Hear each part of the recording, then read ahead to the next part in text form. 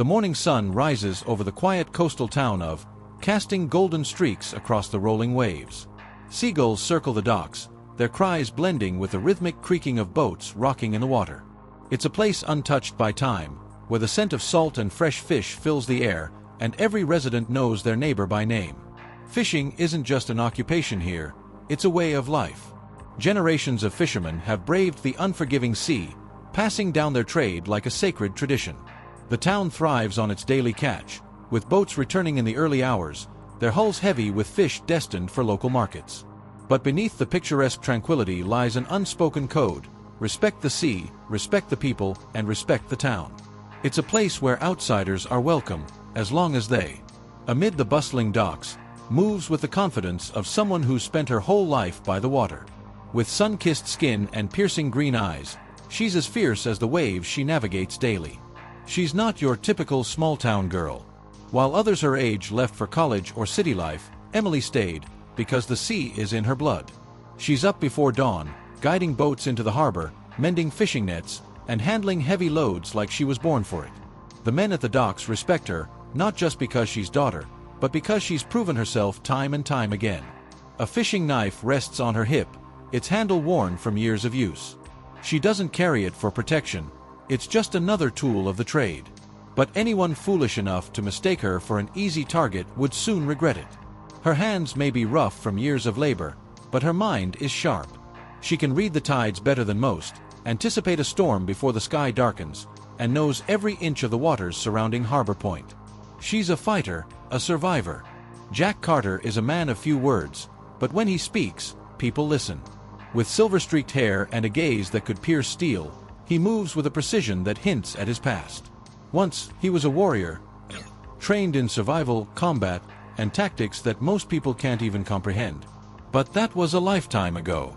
Now, he spends his days on the open water, trading his rifle for a fishing rod, his war zone for the quiet solitude of the sea. Despite his peaceful retirement, the instincts never fade. The way a man shifts his weight when he's about to lie, the tension in a person's jaw before they throw a punch, the subtle cues that most would overlook. Jack Carter is a man of few words, but when he speaks, people listen. There's a quiet authority about him, the kind that isn't forced or loud, it simply exists. His tells the story of years lived, battles fought, and lessons learned the hard way. His, a piercing steel blue, misses nothing. He moves with an economy of motion, never rushed, never wasted, a trait only men who've lived on the edge understand. Once, he was a warrior.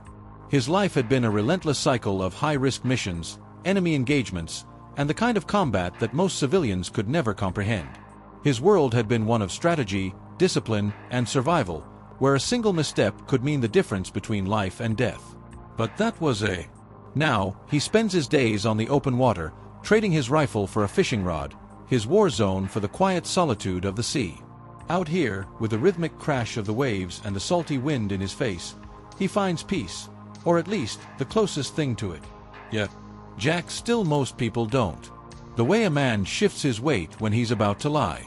The flicker of uncertainty in a stranger's eyes just before they reach for a concealed weapon.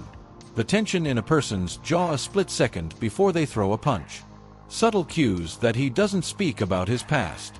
The ones who understand don't need to ask. The ones who don't, they wouldn't believe him anyway.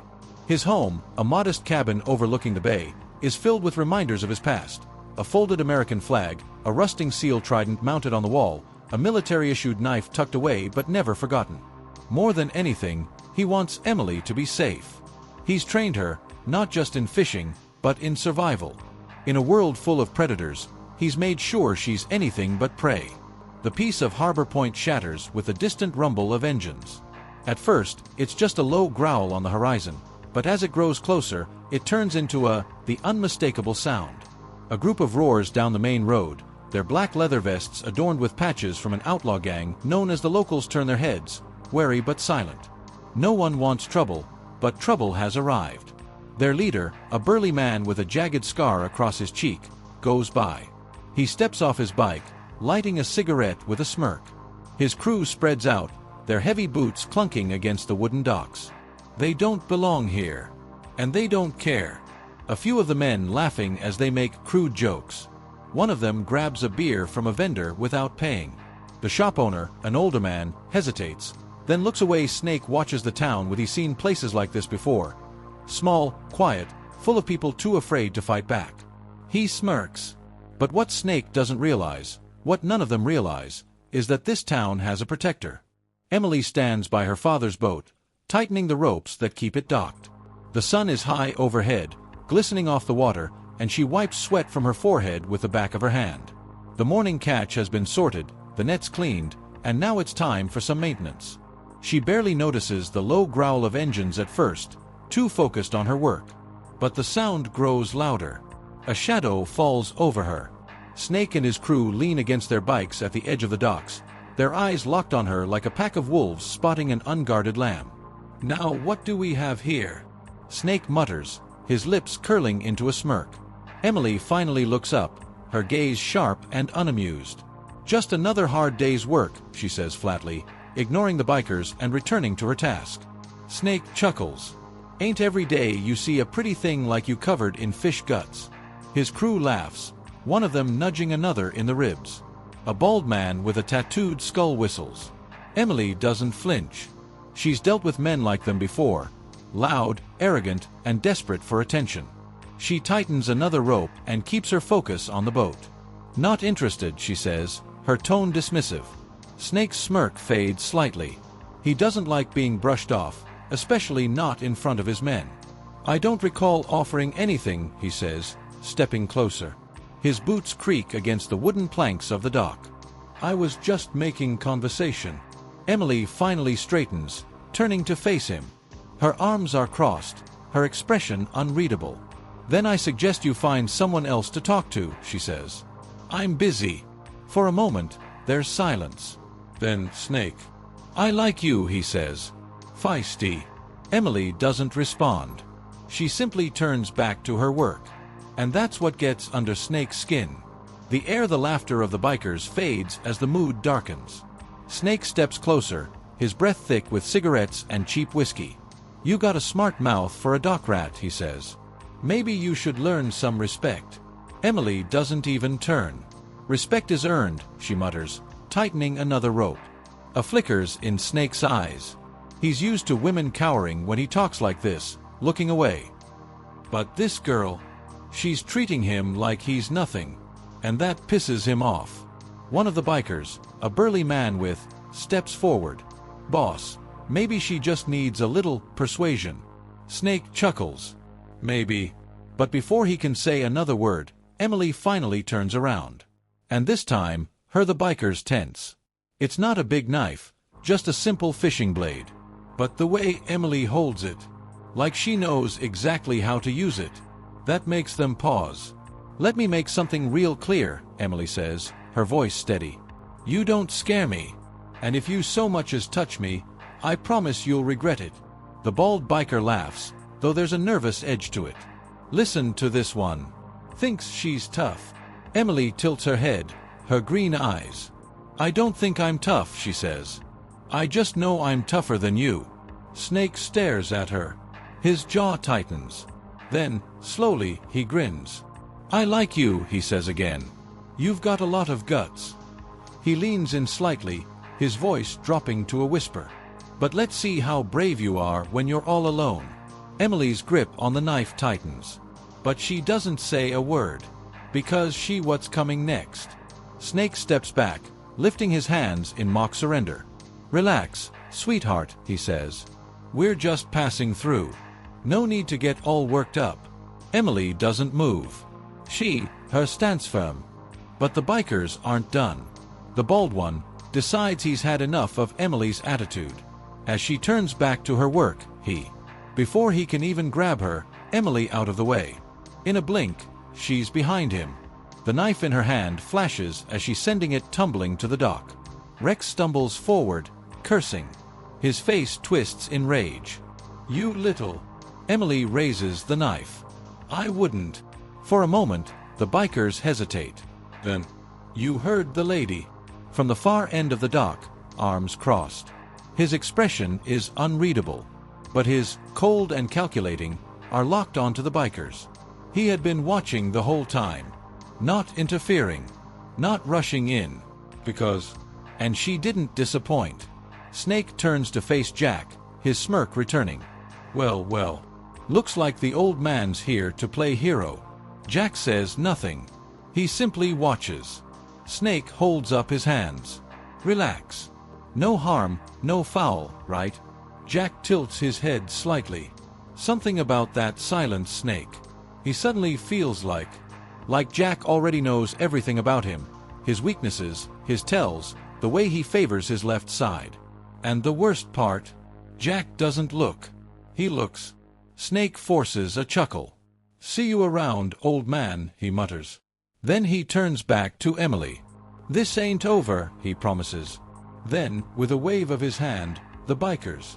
Emily exhales slowly, rolling her shoulders. Could have stepped in sooner, she mutters to her father. Jack finally speaks. You handled it. She raises an eyebrow. And if I hadn't... Jack shrugs. Then they wouldn't have walked away. The gang regroups outside a rundown bar on the outskirts of town.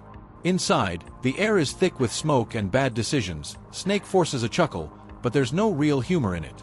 It's the kind of laugh a man gives when he's trying to convince himself he's still in control, when he knows he just lost the upper hand. He rolls his shoulders, flexing his fingers like he's itching for a fight, but something in Jack's stare keeps him rooted in place. See you around, old man, he mutters, his voice tight with forced bravado.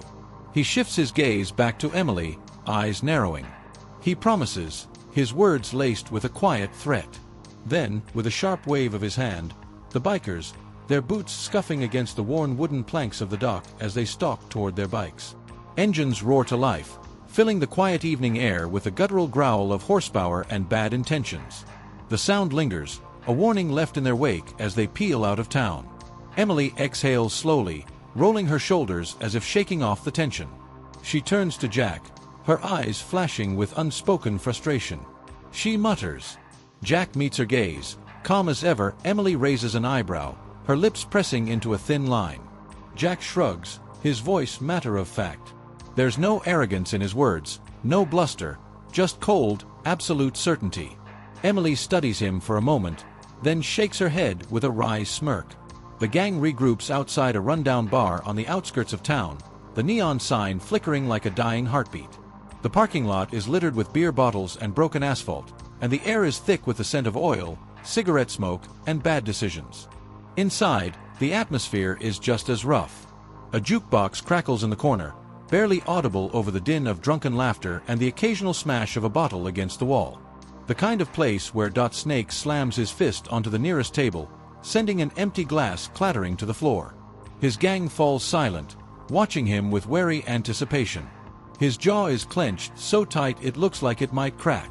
The words come out low, dangerous. One of his guys scoffs. Snake's head snaps toward him, eyes burning. A beat of silence. Then another biker, younger but smarter, shifts uneasily. Snake exhales, running a hand through his slicked back hair. His pride is bruised, but his mind is already working, already planning. A few men hesitate, but Snake leans forward, voice dropping to a near growl. His fingers tighten into fists. The gang exchanges glances, some nodding in agreement, others shifting in their seats. But Snake, his mind is already made up. And this time, they wouldn't underestimate. Rex is still fuming. That little Doc rat us, he growls, rubbing his shoulder. And that old man. Something ain't right about him. Snake leans back in his chair, swirling a glass of whiskey. His smirk is gone. She's got fire, he mutters. But fire can be snuffed out. The other bikers nod, their eyes gleaming with, "What's the plan, boss?" Snake. "We wait until tonight," he says. "When she's all alone." The night is thick with mist, rolling in from the sea like a ghostly veil. Their boots crunching against damp gravel as they approach Jack's property. The old wooden house sits at the edge of the shoreline, partially hidden by the trees. Snake leads the way, his grip tightening on a crowbar. "No more games," he mutters, motioning for his men to spread out. They expect an easy job, break in, maybe rough up the old man a little. But what they don't realize is that Jack Carter has been expecting them. From the second they killed their engines down the road, he's been calculating, setting the stage. Inside the house, Jack, a knife in one hand, a length of fishing wire in the other. His gaze flicks to the clock. They're right on time. Outside, one of the bikers moves toward the back door, his hands wrapped around a switchblade. He glances at his buddy, who signals that he's taking the front. Snake smirks. Quiet and clean, boys. No mess. But the moment Rex touches the back door, a wire jack set earlier yanking him off his feet. He crashes onto his back with a painful his knife flying into the bushes. What the hell? He hisses, struggling.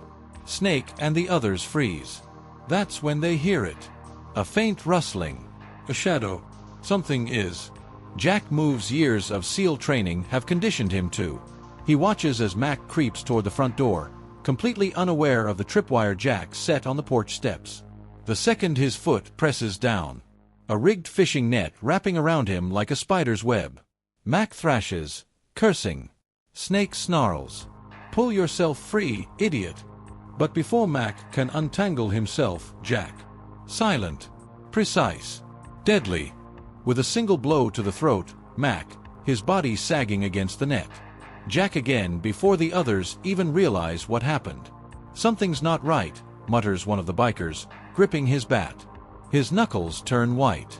Snake grits his teeth. Stay together. Keep your eyes open. But it doesn't matter. Jack is already, one by one, a chokehold here, a takedown there. The forest itself seems to be working against them. Branches snap. Leaves rustle. Their own shadows betray them. By the time Snake turns to check on his crew, his confidence wavers. This ain't normal, one of the remaining bikers mutters, eyes darting around the darkness. What kind of old man moves like this? Then, from the shadows, calm and controlled. You boys should have stayed in town. Snake, but it's too late. Jack is already. Just as Jack moves towards Snake, let me go. Emily. Snake, despite the fear creeping up his spine. Looks like you missed one, old man. Inside, one of the last bikers has Emily pinned against the wall, a knife at her throat. Not so tough now, are ya? Taz sneers. Maybe I should teach you some manners. Emily. She's her father's daughter. Instead of struggling, she lets out a... Jack's training flashes through her mind. If you're caught in close quarters, don't fight strength with strength. Use speed. Use intelligence. And never let them see you sweat. Taz hesitates for. It's all she needs. Emily then pivots, grabbing his wrist and twisting the knife from his grasp. Taz, staggering backward. Emily doesn't stop. She swings the knife in a clean arc, slicing a thin cut across his cheek. Not deep, but enough to. Taz stumbles, clutching his face. His eyes. You. Emily steps forward, blade, get out. For the first time. Outside, Snake is his men are down. His plan has backfired. And standing in front of him, cool as the night air, is Snake, swinging the crowbar. I ain't afraid of you, old man. Jack, the crowbar swings through empty air. Then, Jack's elbow slams into Snake's ribs, knocking the wind out of him. He follows up with a swift, sending Snake sprawling onto the dirt. Snake gasps, spitting blood. His bravado. He scrambles backward, eyes darting. You, who the hell are you? Jack, for a long moment, he says nothing. Then, finally, he speaks. I'm the man who just ended your little game. Snake's remaining men don't even try to fight. Taz stumbles out of the house, still holding his bleeding face. Snake struggles to his feet. He reaches for his crowbar. Jack steps forward. Snake freezes. Jack, his voice cold. You come near my daughter again, and I won't let you run next time. Snake. Jack steps back.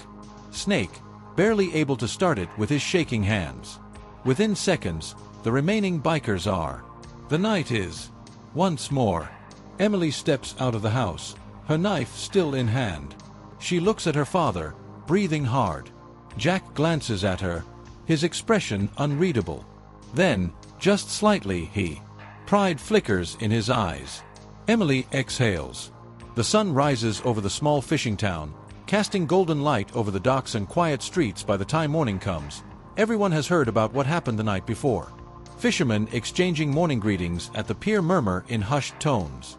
"Did you hear? Jack Carter ran those bikers out of town. They tried to break into his house. Can you believe that? Idiots. You don't mess with a seal." At the local diner, the usual crowd gathers for breakfast, but instead of the typical small talk about the weather or the day's catch, the brutal defeat of the biker gang that had terrorized them for weeks. Old Man Harris, the grizzled owner of the bait shop, leans on the counter, shaking his head with a chuckle. Knew that Carter fella was dangerous. But Takin out an entire gang? Now that's something. Emily walks into the diner, nodding at familiar faces as she orders a coffee. The room then fills with she isn't just the fisherman's daughter anymore. She's the sitting across from her father. Emily studies him carefully. He's relaxed but alert, sipping his black coffee as if the previous night had been nothing more than a she smirks. "So, this is what retirement looks like." Jack chuckles, shaking his head. "Didn't think I'd have to take out the trash this soon." Her smirk fades slightly, replaced by something deeper. "I could have handled myself." Jack looks at her, then he nods. "I know." That's all he says, but Emily understands. He isn't just saying it to comfort her. And that means more than 1,000 words ever could. Meanwhile, miles away, his hands grip the handlebars of his bike so tightly that his knuckles turn white. His jaw is clenched, and his mind is racing. This was supposed to be a simple, he thought he could roll into town, take what he wanted, and instead, he had one by one, his men had been picked off like amateurs. And by whom? Some old fisherman? No, not just a fisherman. A seal. Snake swallows hard, his ribs aching from where Jack's strikes had landed. His second-in-command, Taz, rides up beside him. His face is still bandaged from the Taz glances at Snake. "What do we tell the others?" Snake doesn't answer for a long time. Then, finally, he speaks, his voice low, and, "We tell them to stay the hell away from that town." Taz scoffs. "Come on, man. We can regroup. Bring more guys. Get revenge." Snake shakes his head, his grip tightening on the throttle. "No," he growls. "You don't understand." He turns to Taz, his eyes. "That man. He wasn't just some tough guy. He wasn't some retired soldier." Snake exhales, as if saying it out loud makes it real. "He was." Silence hangs between them. Then, without another word, Snake, leading the gang back at the docks, Jack and Emily stand side by side, watching the waves roll in. The town is safe once again. And thanks to Jack Carter's unshakable presence, and Emily's growing strength, the town had returned to its peaceful rhythm. The morning sun painted the ocean in hues of gold and blue as seagulls circled lazily above the docks. Emily stood at the pier, tying off the ropes of her father's boat, feeling the familiar pull of the tide beneath her. It was strange how quickly things could change. Just days ago, she had been face to face with danger, forced to fight for her safety. No. It was almost as if nothing had happened. Almost. She could still feel the phantom weight of the knife she had wielded. Still hear the crunch of her fist landing on one of the bikers' faces. It had awakened something in her, a strength she never knew she had. And she wasn't the only one who noticed. Jack stood nearby, arms crossed, watching her work. He had barely said a word about that night, but his meant more than anything. As she finished, Emily turned to him. "You think they'll be back?" Jack exhaled slowly. "No. Snake's smart enough to know when he's outmatched." Emily nodded, but she wasn't sure she believed it. Because something told her, this wasn't over. That evening, as the last hints of sunlight faded over the horizon, a lone motorcycle rumbled into town. Not loud. Not aggressive. Just a steady, controlled purr as it coasted down the empty street, coming to a slow stop near the docks. The rider dismounted, removing his helmet to reveal his eyes were sharp, calculating, familiar. He surveyed the quiet town, taking in the peaceful surroundings, the people moving about their business, the docks where the fishing boats rested, Jack Carter's house. A smirk tugged at the corner of his lips. The man murmured to himself. He had found him. Reaching into his jacket, He pulled out an old photograph. That evening, as the last hints of sunlight faded over the horizon, a lone motorcycle rumbled into town. Not loud, not aggressive, just a steady, as it coasted down the empty street, the deep, rhythmic hum of the engine almost at odds with the usual roar that came with bikers passing through. This wasn't the reckless arrival of a man looking to make noise. This was... The rider came to a slow stop near the docks, kicking down the stand with effortless ease. The smell of salt water and engine oil mingled in the air as he reached up, unfastening the strap on his helmet. Slowly, he removed it. They scanned the town with a practiced gaze, taking in the quiet streets, the warm glow of tavern lights, the distant sound of gulls over the fishing boats bobbing in the harbor. Every detail absorbed, catalogued. But his focus didn't linger on the people walking past or the businesses closing up for the night. No, his attention. A smirk tugged at the corner of his lips. The words were barely more than a whisper, lost beneath the night breeze. Reaching into his worn leather jacket, he pulled out an old photograph, its edges creased from years of handling. The image was faded, but the faces were still clear. Standing tall in his old SEAL gear, arms crossed over his chest, expression unreadable. And next to him, the man's grip on the photo tightened. He didn't need to look at it anymore. He had memorized every inch of that picture long ago.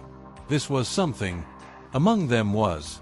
The stranger let out a quiet chuckle, flipping the photo over. On the back, scrawled in faded ink, were just a few words. He slid the photo back into his pocket and took one last look at Jack's house. Then, without another word, he turned and walked toward town. Inside his home, Jack sat at the kitchen table, an old instinct stirring in his gut, one he hadn't felt in years. Emily, sitting across from him, raised an eyebrow. "What's wrong?" Jack didn't answer at first. Then, finally, he muttered, almost to himself. Emily frowned, sensing the shift in his demeanor. "You mean the bikers?" Jack shook his head slowly. Inside his home, Jack sat at the kitchen table, staring at the darkened window. The house was quiet except for the rhythmic ticking of the old clock on the wall, but something that a feeling stirred deep in his gut was subtle, like a whisper in the back of his mind, but he had learned long ago. Across from him, Emily sipped her tea, watching him with a raised eyebrow. Jack didn't answer at first. His jaw tightened slightly as he exhaled through his nose, his fingers drumming absent-mindedly against the table's edge. He wasn't the type to voice concerns easily, especially when he wasn't sure yet what he was feeling. Then, finally, he muttered, almost to himself. Emily frowned, setting her cup down. She knew her father well enough to recognize when his instincts were kicking in. That quiet tension in his body, the way his eyes seemed to the walls around them, like he was scanning a battlefield instead of their kitchen. She asked. Jack shook his head slowly, his voice was even, but there was a weight behind it, a certainty that made the air in the room feel. Emily crossed her arms. Jack leaned back in his chair, exhaling slowly. His mind was working, trying to what had set him off. It wasn't just the lingering threat of the gang. He had already factored them into his calculations. He could feel it. Finally, he looked at Emily. This was something else. Something. A ghost from his past was. And this time, it wasn't just some gang of street thugs. It was someone who knew. Jack exhaled, his grip tightening around his coffee cup. Emily watched him carefully, her mind racing. Whatever it was, whatever storm was heading their way, one thing was certain. They would